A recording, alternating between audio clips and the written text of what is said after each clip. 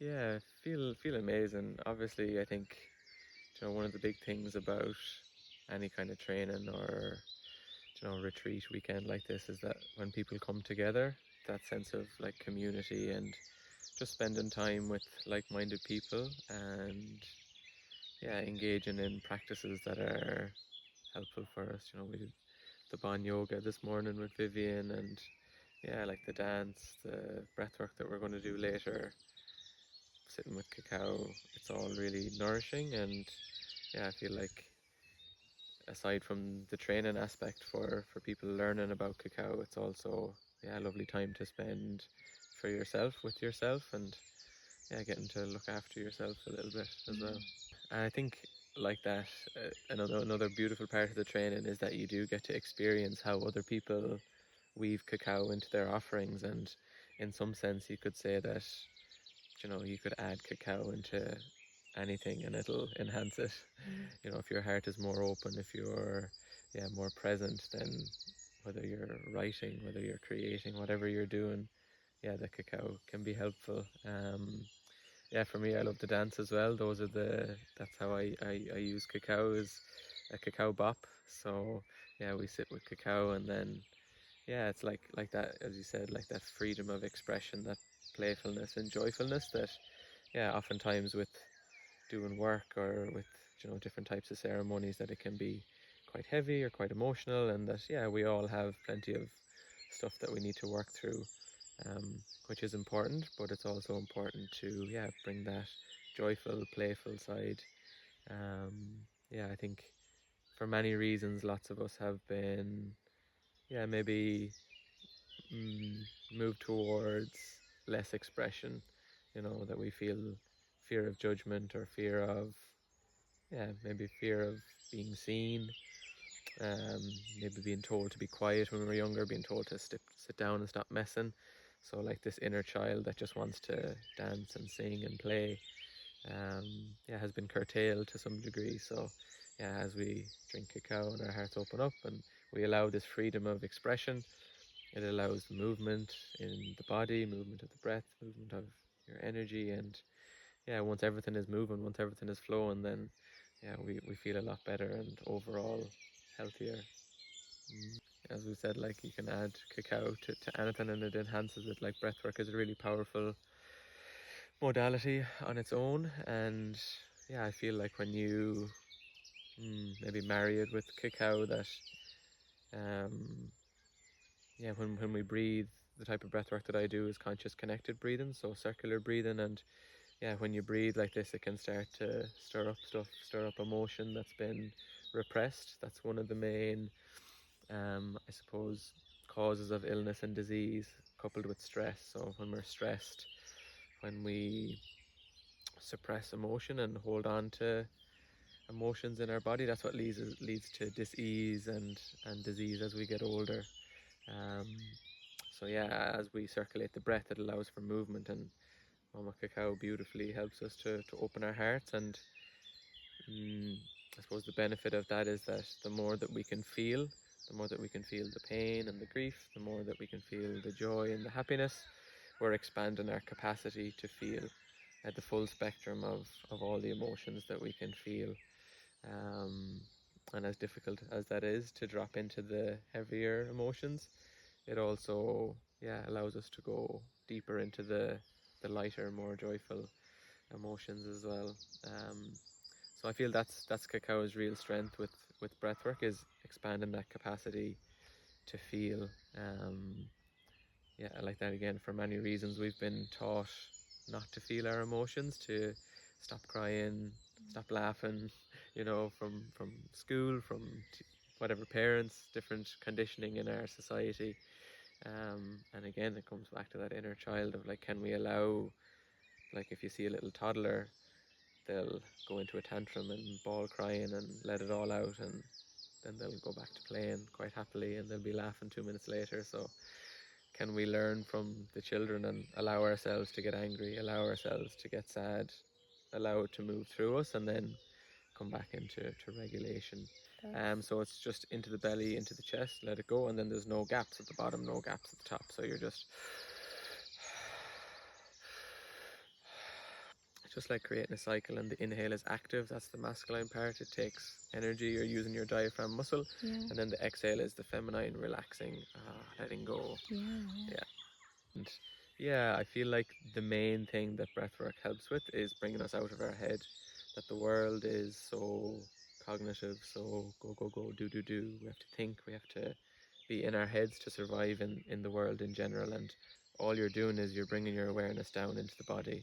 And the more that you can, relax the mind, let the mind switch off, come into this wisdom of the body, this intelligence, innate intelligence, like our body, our heart has been beating, our lungs have been breathing from the moment we were born until the moment that we die, and thousands and thousands of like chemical reactions, like digesting your food, all our organs doing their own jobs. Our body is incredibly intelligent, and if the more that we can switch off the mind, relax the mind, drop into the body, and allow the body to do what it needs to do, I think that's where the magic happens.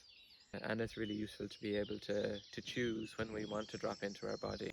Like from an ancient Celtic tradition, we have like the three cauldrons. So the upper cauldron is the mind, the middle cauldron is our heart, and then the lower cauldron is our belly and our gut feeling. And I feel like Mama Cacao has a certain role for us as Irish people, helping us to connect to ourselves, to our bodies, to this land, and to our ancient traditions and old ways, and our native trees and our native practices that we've been disconnected from. We've been disconnected from our bodies, we've been disconnected from our lands, and it takes maybe an external force to come in and help with that reconnection. That's pretty cool as well. So I suppose how it came into my life would have been when we were traveling. My wife Grania and I were traveling through Central and South America, and we got opportunities to sit in Guatemala and Colombia and Peru with different facilitators, and I suppose that was how it came into our lives. We were exploring different countries, different cultures, different indigenous communities. Why it stayed was that really subtle sense of, I know the girls mentioned it this weekend about the hug and the mug, or just that comfort, and that I suppose another reason would be like the ritual of it, the slowing down, the time it takes to prepare, the ritual around creating that sacred space, taking time to drop into presence and be present with it. The modern world is so quick and so fast, and everything is convenient and at our fingertips. I love the slowness of it. It slows me down. It's the subtleness for me. It's not a really powerful, profound thing. For me, it's like a really subtle, tiny changes over time. Very, very gentle, and I suppose for me it's the heart opening medicine, that when your heart starts to open, it starts to feel, and it can be really uncomfortable, it can be really difficult to feel. We closed our hearts for a really good reason, to avoid different pain and to survive. And as we start to open that up, if it's too quick, if that happens too fast, it can be overwhelming. So I feel like cacao is a really gentle, really slow. It opens as each person is ready, and I really trust that what comes up either in a cacao ceremony or in a breathwork is what that person is ready for in that at that time. And that's been my own experience, has been slowly, bit by bit, different layers have come up to be processed, and I feel like cacao has supported me personally beautifully in that. And then obviously holding circles, it's amazing to see other people start to open up. When our hearts are closed, we're kind of like shut down, like physically, and then also like our light is quite dimmed. We can't enjoy life, or we have maybe a bit of a negative outlook on life. And just seeing people, like their physical structure actually posture wise open up, and their face, their eyes like brighter and more vibrant, and That's beautiful to see as well. So, good question. Yeah, so I love to sit with cacao in the morning with my wife Grania. So I use an organic oat milk. So I warm a third of the liquid on a low heat in a pan, add my cacao, and then whisk it to like a kind of thicker paste, really slowly, taking loads of time, and then add the rest of the liquid. My special recipe, which is to use a little bit of cinnamon, a little bit of cayenne pepper, a little bit of nutmeg. I have a beautiful rose oil from India and a little bit of honey as well, local honey if you can get it. Um, yeah, so to sit in the morning is what I like to do, and yeah, just kind of drop in, spend some time with myself and see what's there. Yeah, it can be a beautiful practice to sit and to drink with your partner as well, and yeah, really nice to help with that connection too. That's a really difficult one. I think my favorite part of there's two favorite parts. I think my favorite part is there's more of them coming to me now. I love um, sitting in other people's circles. I hold a lot of space for other people, so being able to sit in a circle with other people and be held, to be able to see different people's flavor, different people, the way that they hold, the different um, types of ceremonies that they create, inspires me, gives me creative ideas of like, oh, maybe I could weave something like that into mine. So yeah, being able to sit with other people, like sitting around the fire last night was so beautiful. I think, yeah, just sharing time with people who are quite like-minded and have a similar intention of, yeah, sharing this medicine with the people of Ireland. Something lovely about, yeah, sitting around the fire and singing together. Yeah. I think respect and structure is really useful, especially when we're starting off. The manual is great to have all these resources. Yeah, if you're holding a circle from an embodied place, if you have an experience yourself, a connection yourself, and you're sharing from a place of experience, it feels very different for the participants as opposed to holding a circle, following a list of steps, or intellectually, this is how you hold a circle. And I feel that's what people really get here this weekend is a felt experience of being in a circle that is held in that way. And then throughout the month of the dieta, they get to embody their own medicine. And then, yeah, when you share a circle from that embodied place, it's very different to sharing a circle from the mind, from an intellectual. This is how you do it. Yeah, it feels very different. Yeah, I think the biggest thing is to know that nerves are normal. I think if you're not a little bit nervous holding your space, then yeah, that's a bad sign. Like nerves are a good sign. It means that it's important to you, and yeah, like that, using your regulating practices to ground yourself.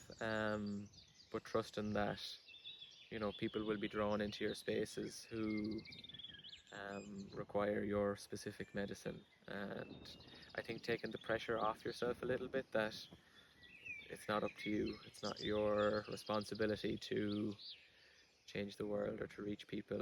It's your responsibility to hold space, and that's the name of the training is holding space. So it's not up to us to heal anyone or to do anything in particular. If we can learn to, yeah, hold the space and welcome in the spirit of cacao, then yeah, when people gather in a circle, magic happens. Take the pressure off yourself. It's not your responsibility to do anything per se. um, yeah, just to be and to create the space, to hold the space, and allow the magic to happen.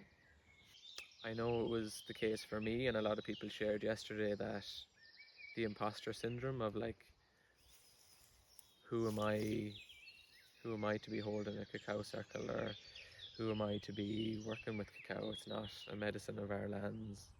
I think that was a big thing for me, and a lot of people shared that yesterday. And I think that's one huge thing about the training, is that when you do get an understanding of where the medicine comes from, what its purpose is here in Ireland, you get to hear other people's stories. I feel that really helps to, for me, it was, yeah, kind of like a concrete feeling of like, okay, I understand what cacao's role is in Ireland, and why she's come here, why it's important for us to share the medicine with Irish people. And yeah, I suppose just very aware of like cultural appropriation and like the traditions and that side of things, and also that, yeah, that there isn't a right or wrong way to hold cacao. A lot of people sharing that, they sit with cacao themselves, they maybe share it with their friends or their family members, and